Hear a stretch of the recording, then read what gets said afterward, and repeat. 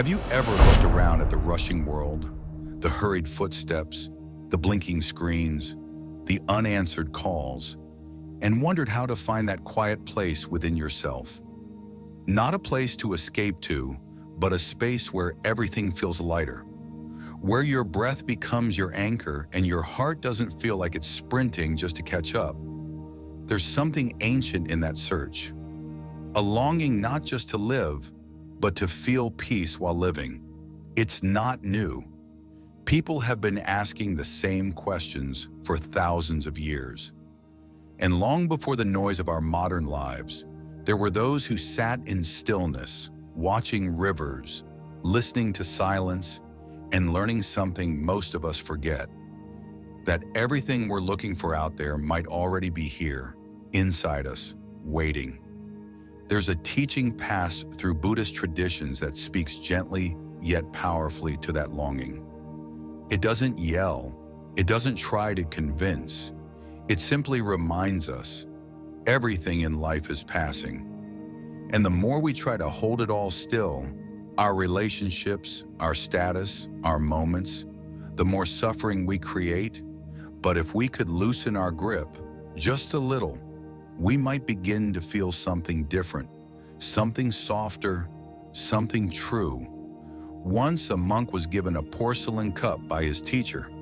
It was simple but beautiful, the kind of object you hold with both hands. The monk loved that cup, not just for how it looked, but for what it symbolized. He kept it with him always, cleaned it with care, even admired how the light danced on its surface. One day, the cup slipped from his hand and shattered on the ground. 1,000 pieces scattered across the stone floor. He stood over it, heart heavy, breath caught in his chest. But his master, watching nearby, said calmly, "That cup was already broken." Those words didn't mean the master didn't care. They meant he understood something deeper, that everything we hold is already on its way to changing, to ending, to being reborn into something else.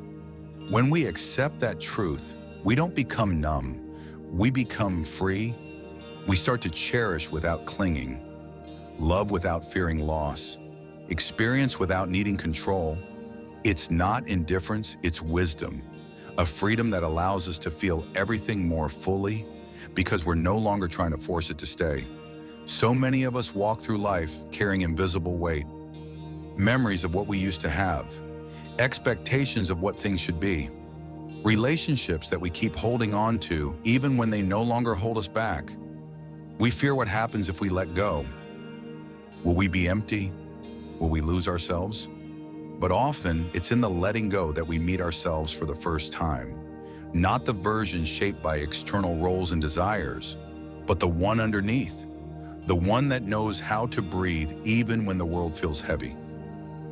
Buddhist teachings remind us that suffering is not born from pain alone, but from resistance, from our unwillingness to accept that the river of life never stops moving. We try to grab the water as it flows, but it slips through our fingers, leaving us frustrated. But imagine if, like the river, we learn to move, to adapt, to trust that what flows away makes space for what's meant to arrive. There's a quiet kind of power in surrender, not the surrender of defeat, but the surrender of understanding. The knowing that you don't have to control every outcome to feel safe. That safety doesn't come from stability in the outside world, but from your ability to sit with impermanence and still breathe. It's hard to see that truth when you're in the middle of loss, when someone you love leaves, when the job falls through, when the life you imagine crumbles in front of you. But so often we look back and realize that what felt like an end was actually a beginning in disguise. That the space created by loss was the same space where something new could grow. It's just that at the time our eyes were too full of tears to see it. To practice detachment doesn't mean we stop loving. It means we love more purely, without chains, without expectation. It means being present enough to truly appreciate what we have, knowing it may not always stay. And when it goes, we grieve, yes, but we don't break. We soften. We allow the change, and we grow. And once you've learned to let go, something else becomes possible: acceptance. Not just accepting that things change, but accepting what is right now without fighting it. One day a disciple came to his master distressed. "Master," he said, "I suffer because life isn't the way I want it to be." The master didn't scold him.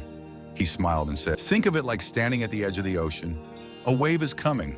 You can curse it, try to stop it, plant your feet and brace for its crash, or you can dive into it. Trust it.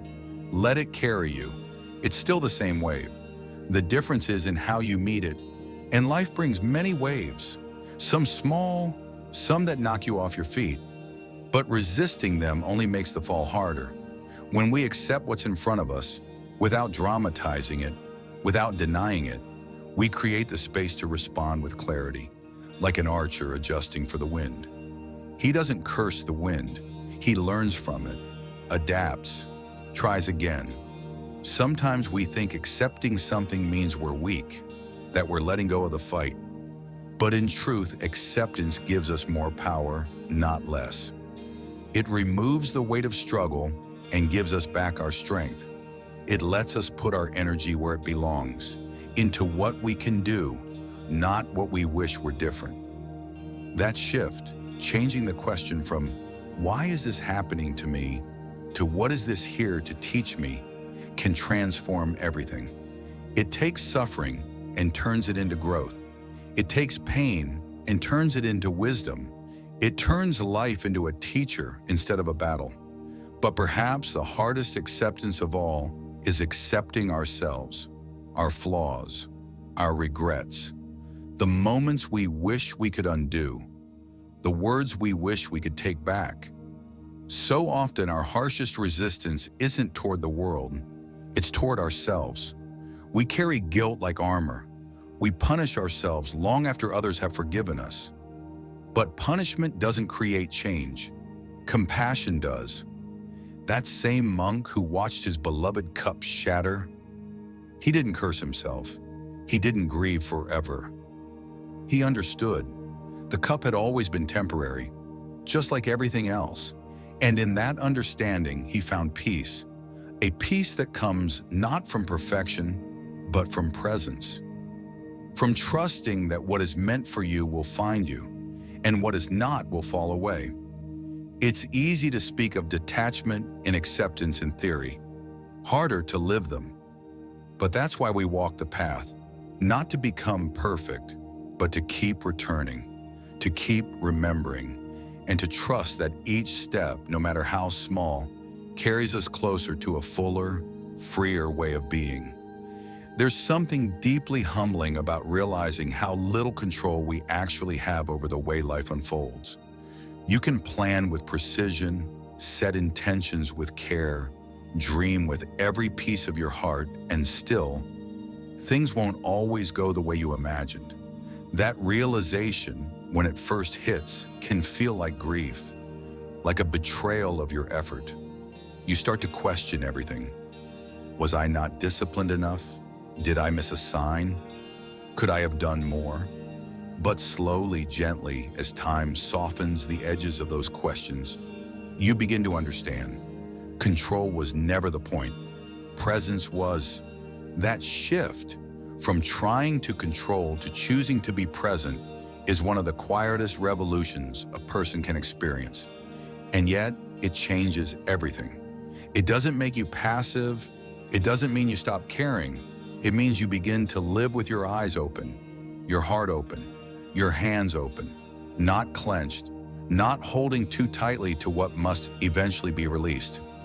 You begin to see life not as a problem to solve, but as a dance to move through. There's an old story of a monk walking through a dense forest, his feet bare, his pace slow. He carries nothing but a small cloth bag and a bowl for collecting food.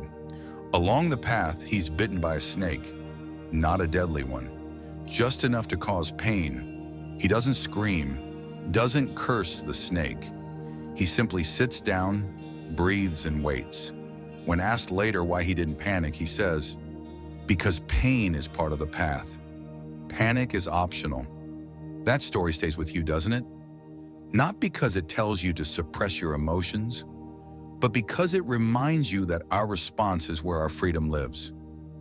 We don't choose every moment of pain, but we do choose how we meet it. Whether we meet it with resistance and fear, or with breath and presence.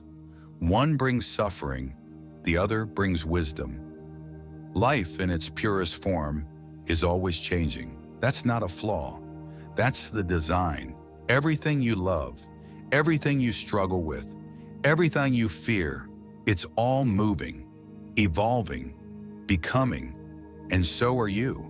Every day you're being asked to let go. Sometimes the biggest breakthroughs don't come from gaining something new, but from losing something we thought we needed. A title, a relationship, an idea of what our life should look like. And when it's gone, we're left standing in a quiet kind of nakedness, exposed, vulnerable, but also free. Free to ask different questions, free to move differently, free to stop performing for a world that was never watching as closely as we thought. You begin to see that most of what made you feel unworthy wasn't yours to carry. It was inherited, taught, repeated, reinforced, but it was never your truth. Your truth is the way your heart softens when you hold a child, the way your breath slows when you watch the moon, the way something inside you knows how to heal, even when your mind is still trying to understand the hurt. To live with awareness is not to live without pain, it's to live with honesty, to admit when you're tired, to ask for help, to say, I don't know, without shame, to stop pretending that healing is a straight line. It's messy, it's circular. Some days you feel 10 steps ahead, some days like you've gone backwards, but you haven't. You're spiraling deeper, not regressing. You're peeling back layers. Coming home. That home inside you. It doesn't need to be built. It's already there. You've just been away from it for a while. Distracted, pulled by noise, convinced that safety lived in success, that love needed to be earned, that rest had to be justified. But now you're learning a different way, a quieter way, one where rest is a right, not a reward, where love begins with how gently you speak to yourself, where peace isn't something you find at the end of a path. It's the ground beneath your feet right now, if you choose to feel it. There's a story in Zen practice about a student who asks his master, "How do I enter Zen?" The master replies, "Do you hear the sound of the stream?" The student nods. The master smiles. "Enter there." The lesson isn't about the stream, it's about attention, about presence, about how the sacred is always right here, disguised as ordinary. We don't need to travel far or wait for special moments. The path is already under our feet. The stream is already flowing. The breath is already with us. And yet we forget. We all do. We get caught in loops, in comparison, in striving, in that quiet panic that whispers, you're falling behind. But behind what? Who is setting the pace of your life? Who benefits when you believe that you are never enough? These questions matter, not because they have easy answers, but because they point you back to yourself. They remind you that you're allowed to stop, to breathe, to choose again. Maybe your healing doesn't look like transformation. Maybe it looks like learning to sit with your own thoughts without needing to escape them. Maybe it's making tea slowly instead of rushing through your morning. Maybe it's forgiving someone, not because they deserve it, but because you deserve peace. Maybe it's writing a letter to yourself, one you'll never send, just to say, I see you. I'm proud of how far you've come. There's no final arrival, no perfect version of you waiting on the other side of all this work. There's just you showing up, with your scars, your questions, your slowly opening heart.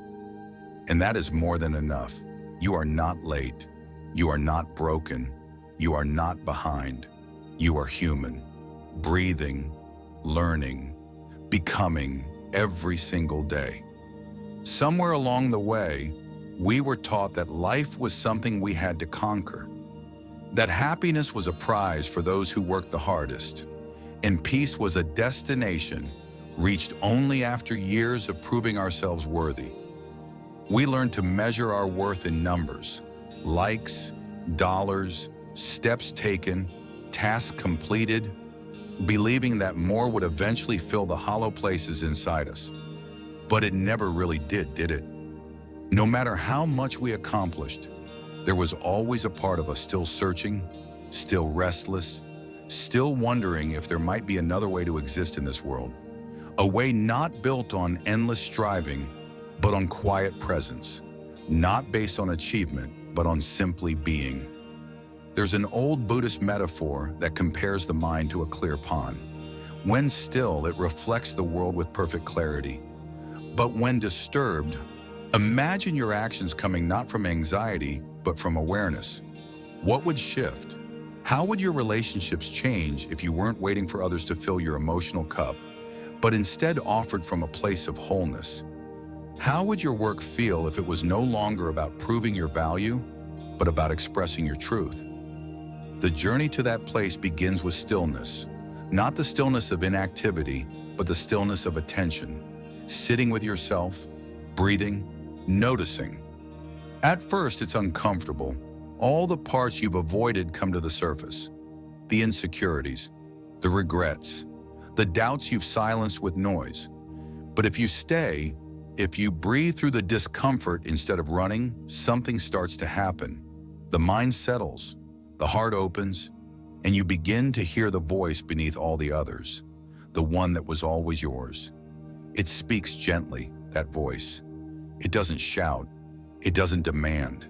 It simply reminds you of what you've always known deep down. You are enough.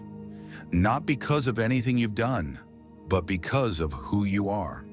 A living, breathing, feeling soul capable of great compassion.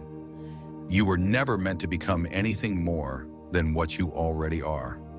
You were only meant to remember it. And when you begin to remember, you start treating yourself differently. You stop measuring your value in productivity. You stop apologizing for your softness. You stop rushing through your days as if life is something to survive instead of something to feel. You start giving yourself the same grace you've offered others for so long. You begin to speak to yourself like someone you love. In that shift, the entire world changes. Because how we relate to ourselves is how we relate to everything. If you're impatient with your own emotions, you'll struggle to hold space for someone else's. If you judge your own wounds, you'll fear vulnerability in others. But when you begin to meet yourself with compassion, you extend that same compassion outward without even trying. Your presence becomes healing, not because you're trying to fix anyone, but because you've learned how to sit with pain without turning away. This is what true strength looks like. Not perfection, not power over others, but gentleness, stillness, the courage to be with what is, to witness suffering without collapsing into it, to hold joy without gripping it tightly, to walk through the changing seasons of life without losing your center. There's a Zen story about a man who wanted to learn how to meditate. He asked a master, "How long will it take for me to find peace?" The master replied, 10 years. The man said, "What if I try very hard and dedicate all my time to it?" The master paused, then said, "Then it will take 20. The point, of course, wasn't about time. It was about effort, about how striving to reach peace often becomes the very thing that keeps us from it. Peace cannot be forced. It can only be allowed. And allowing takes trust. Trust that your worth doesn't need to be earned. Trust that the present moment is enough. Trust that even in your most chaotic days, there's still a quiet space inside you, untouched by the storm. You don't have to escape your life to find peace. You just have to come home to it, to return to your breath, to return to your body, to return to the truth that has always been with you. It may not look like the peace you imagine. It may not be the silent monastery or the retreat in the mountains. It may be the 5 minutes you take in the morning before your house wakes up. The pause between bites of food, the quiet walk with no phone, the way you choose not to react to a provocation. Peace lives in those moments too. It's not distant, it's not rare, it's just quiet. And we have to be quiet enough to hear it. We live in a culture that glorifies noise. The louder you are, the more attention you get. The more visible your pain, the more validated it becomes. But not all healing is loud.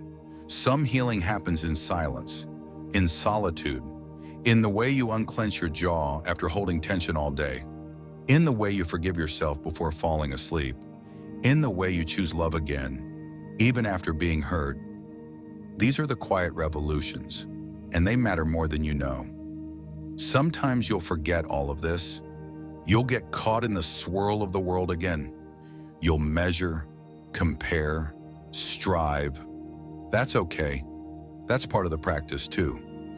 Returning, a love that starts within and ripples outward. Not as a performance, but as a truth too real to hide. You are not lost. You are on the path. You are becoming, and every step is sacred. There is something incredibly tender about learning to live with your heart open. It's not a decision you make once. It's a daily unfolding, a slow unwrapping of layers that once served to protect you, but now only keep you distant from life. Most people don't walk around with their hearts open because the world hasn't always been kind. Somewhere along the line, you learn that being too soft gets you hurt. You learn to guard, to filter, to choose carefully when and how to feel. And for a while it works. You survive. You move through pain with armor. But survival and living are not the same thing. And eventually, if you're lucky, you reach a moment where the weight of guarding becomes heavier than the risk of feeling. That moment doesn't usually come in the form of revelation. It sneaks in quietly. Maybe it's in the way you feel tears rise during a song you've heard 100 times. Maybe it's in the way your chest aches watching an old couple hold hands in silence. Or maybe it's in the simple exhaustion of always pretending to be okay. It comes slowly, and when it does, you have a choice: to turn away again or to soften. And softening, though it sounds gentle, is often the bravest thing a person can do. When you begin to soften, everything starts to look different. You start to notice how tightly you've been holding yourself, not just physically, but emotionally. The way you clench around your sadness, the way you avoid silence because it reveals too much, the way you distract yourself not out of interest, but out of fear. Softening invites you to be with all of that, to sit in the discomfort without needing to escape, to feel without rushing to explain. And it's there, in that space of soft presence, that real healing begins. Not because the pain disappears, but because it's finally being met. Fully, honestly, lovingly. We spend so much time trying to fix our pain, through advice, through distraction, through pushing forward. But what it often needs is simply to be seen, to be held, to be honored. There's a quiet wisdom in the teachings of impermanence. The idea that nothing lasts, not our joy, not our sorrow, not even our identities. It can sound scary at first, but it's one of the most liberating truths you'll ever encounter. Because if everything is passing, then nothing needs to be perfect. If everything is temporary, then you can stop grasping so tightly. You can begin to trust the flow of life, even when you don't understand it. You can let the wave move through you without believing it will drown you. There's a story of a master who walked with his student through the countryside. They came upon a small river, and the student, lost in thought, asked, "How do I let go of the pain I've carried for so long?" The master paused, picked up a stone, and handed it to the student. "Carry this with you," he said. They walked in silence for several hours, the student growing weary. Finally, the master stopped and asked, "Why are you still carrying the stone?" The student replied, "Because you told me to." The master smiled gently, "And now I'm telling you to let it go." We do this with our pain, don't we? Carry it long after it's served its purpose. Hold it tightly because we don't know who we'd be without it. Sometimes we even build our identities around it. But healing asks us to release what we've outgrown, to trust that letting go isn't forgetting, it's remembering who we are without the burden. And just like the student, we have to reach a point where we're ready to put the stone down. Not because we're over it, not because the pain never mattered, but because we're tired, because we're ready for a different kind of life. One that doesn't revolve around carrying the past, but instead moves gently into the now. This process isn't fast, it's not linear. You'll pick up the stone again some days. That's okay. What matters is the awareness, the noticing, the willingness to keep practicing presence. That's where the transformation lives, not in never hurting, but in how you hold yourself when you do. To live this way, to live awake, is to live with more awe. You begin to see beauty in the ordinary, in the way light hits the wall at 4 p.m., in the sound of laughter from another room, in the way your own breath rises and falls without needing permission. You start to realize that life has been whispering to you all along. You just needed to get quiet enough to listen. And when you listen, you hear things that change you. You hear the apology in patience, in presence. It's a love that doesn't need to be earned, doesn't need to be proven, it just is. And when you start to feel it within, you begin to offer it outward in a new way. You love more freely, not because others are perfect, but because you stopped expecting perfection. You forgive not because it's easy, but because resentment takes too much energy. You show up for people without needing to fix them. You hold space, you listen, you love. And the more you live this way, the less you feel the need to control. You start trusting that life has its own intelligence, that not every closed door is a rejection, that not every ending is a failure, that not every detour is a mistake.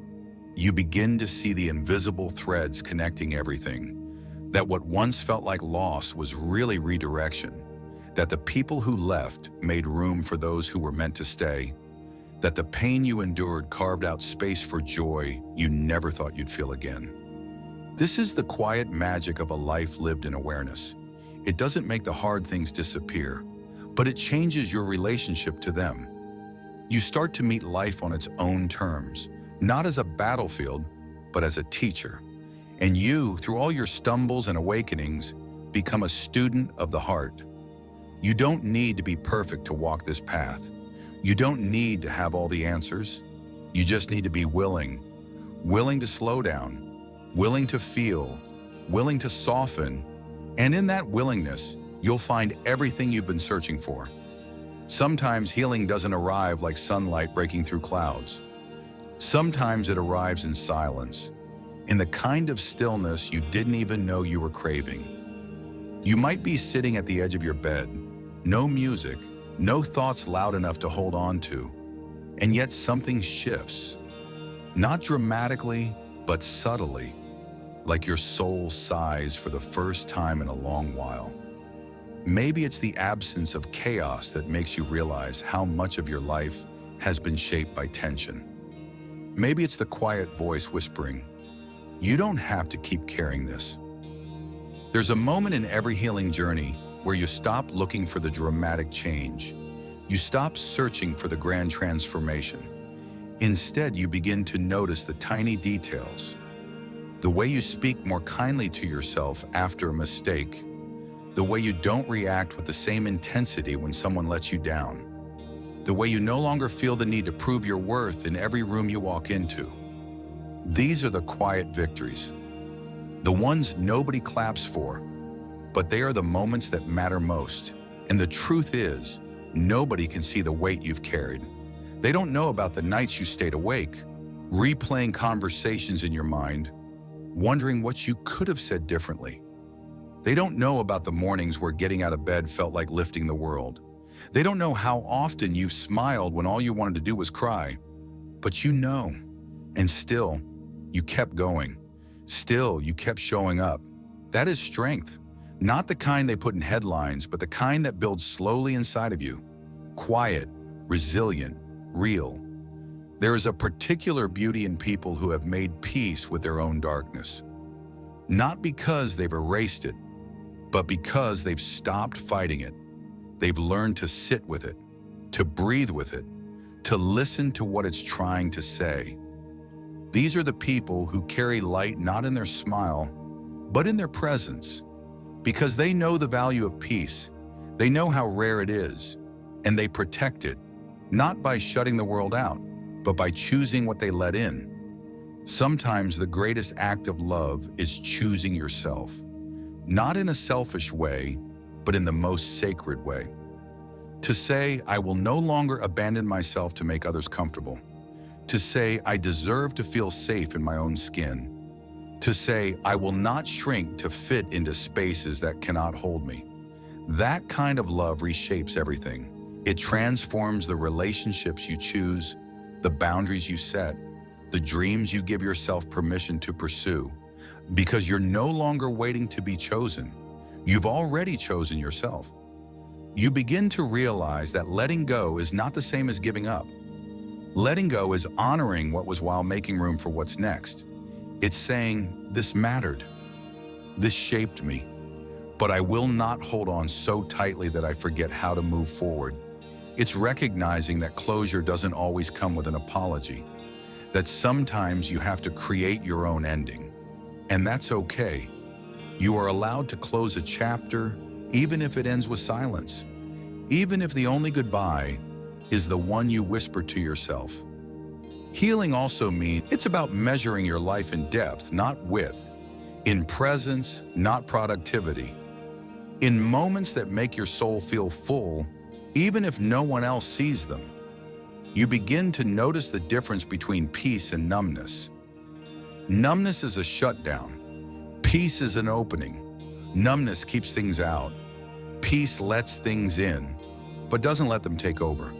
And when you've lived with emotional chaos for a long time, peace can feel unfamiliar, almost boring. But over time, you learn to crave it, to cultivate it, to protect it, because you understand what it cost you to find it.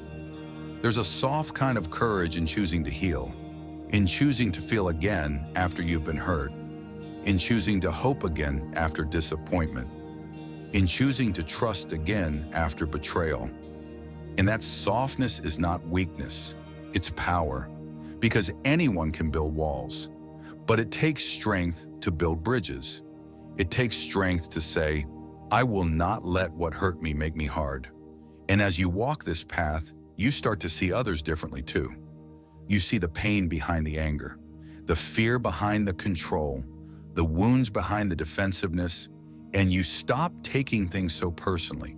You stop trying to fix everyone. Instead, you offer space, presence, understanding, not because you're responsible for their healing, but because you know what it means to be met with gentleness in your own. You start finding beauty in unexpected places, in the way your hands move when you make food, in the way your pet leans against you without needing anything, in the quiet joy of folding clean laundry, in the sunlight stretching across the floor in the afternoon. These small moments become your sanctuary. They remind you that life isn't waiting on the other side of achievement. It's happening right here, in the simple, the slow, the sacred. Gratitude starts to come easier too, not because everything is perfect, but because you've stopped needing perfection to be thankful. You begin to see that even the hard days offer something: resilience, perspective, the chance to practice grace.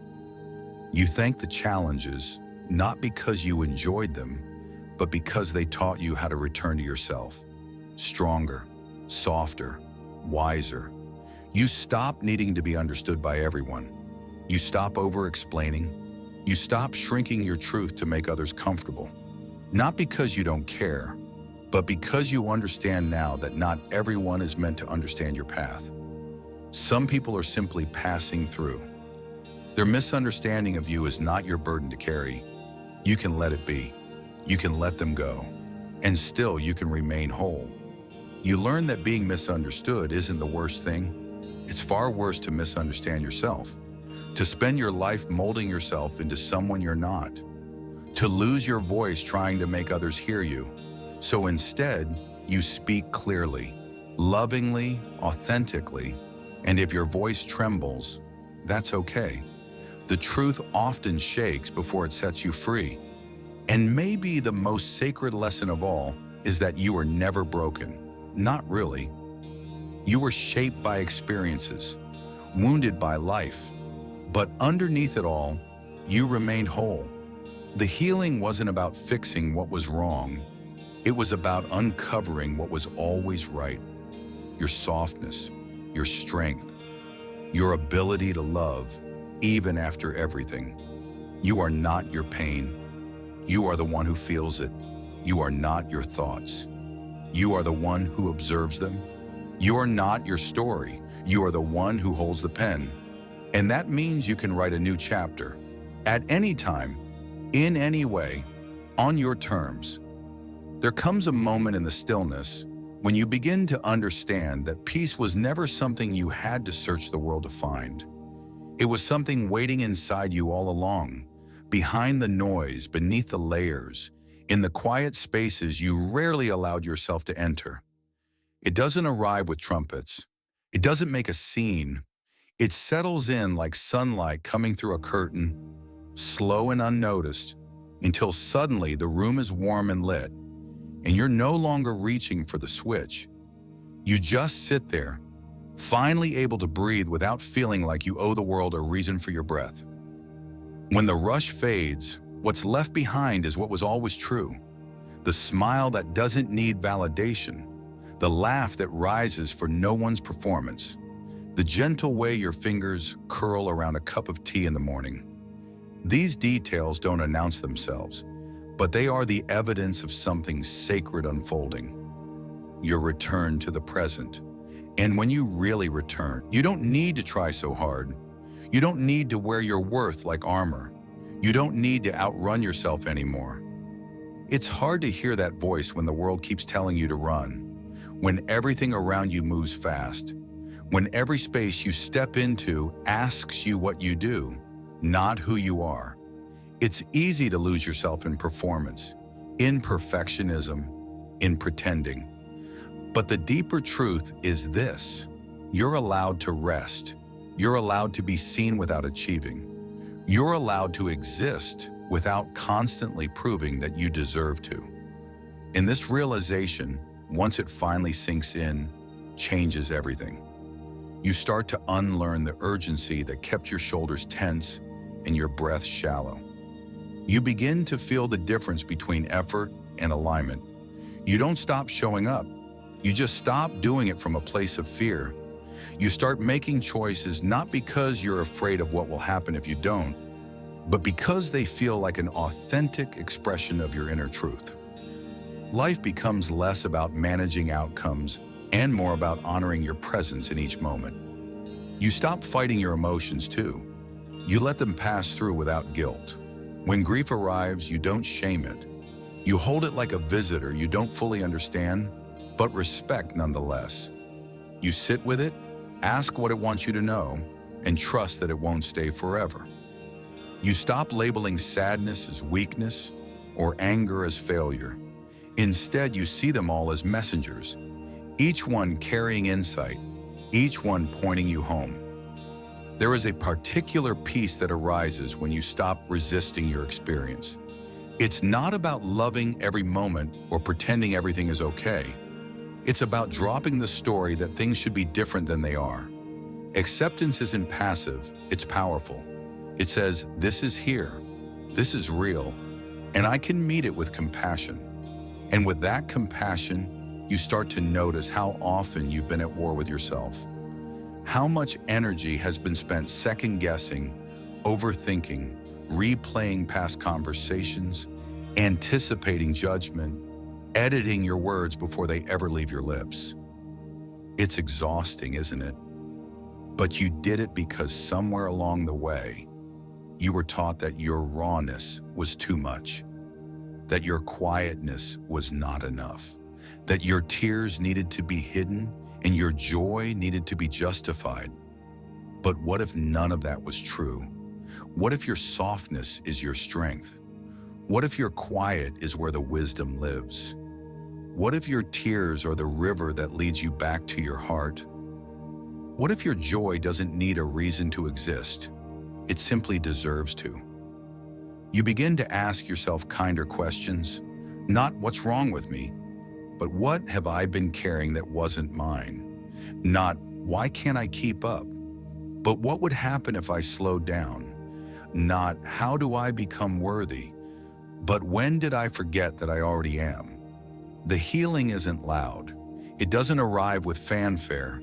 It shows up in the way you choose to stay when your instinct is to run, in the way you take a breath before reacting, in the way you forgive yourself for something you've been punishing yourself over for years.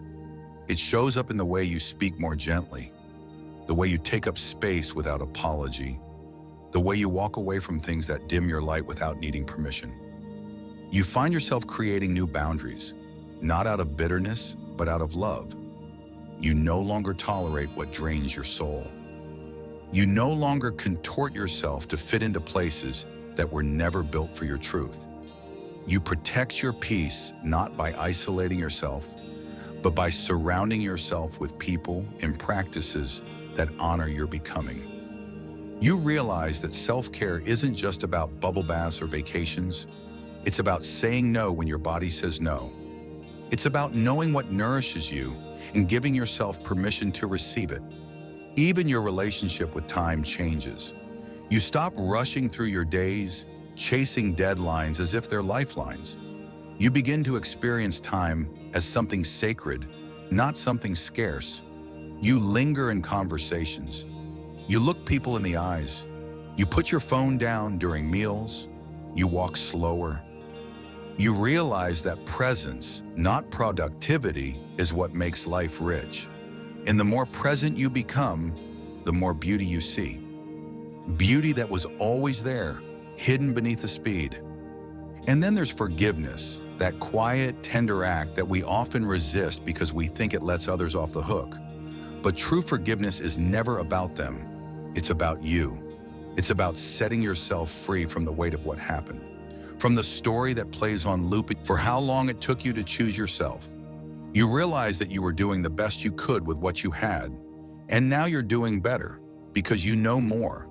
You stop needing to rewrite the past and instead focus on writing the present with intention. You recognize that healing doesn't mean you never get triggered. It means you know what to do when you are. You don't spiral, you pause, you don't lash out, you get curious.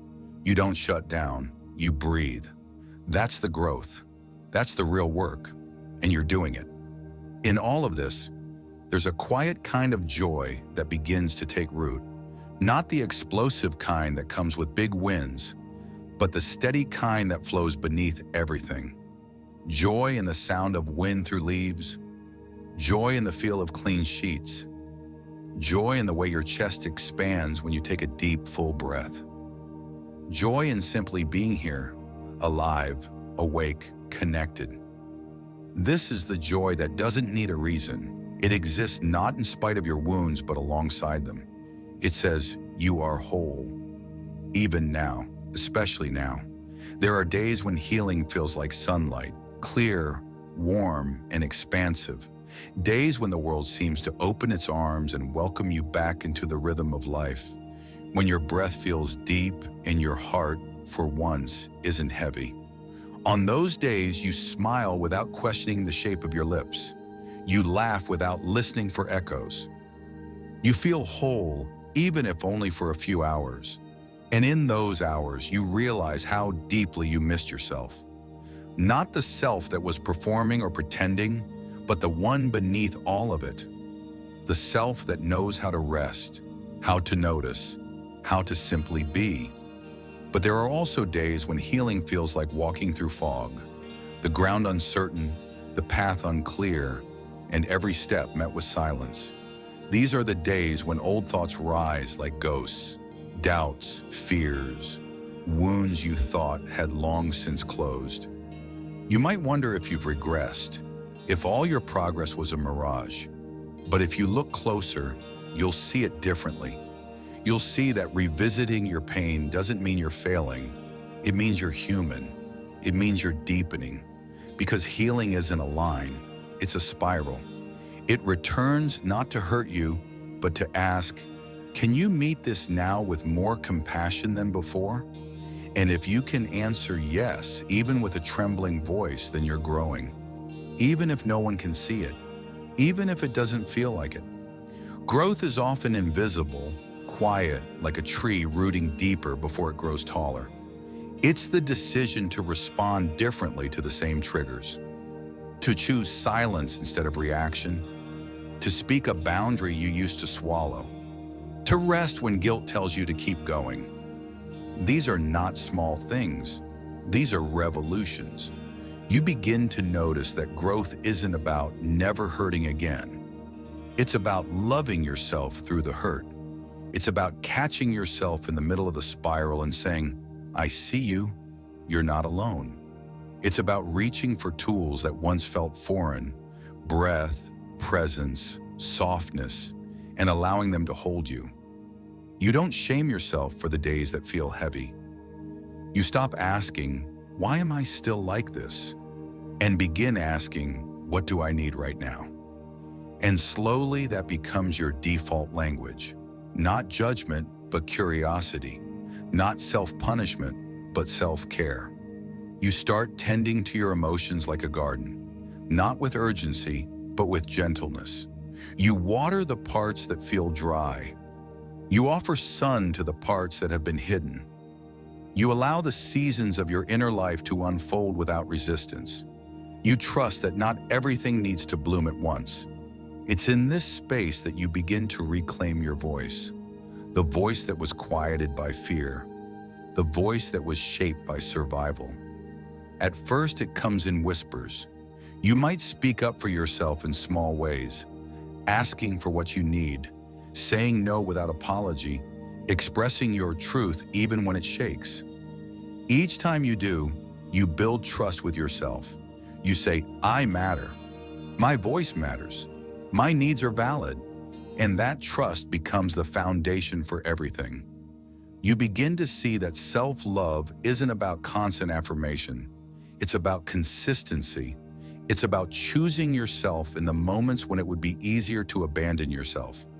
It's about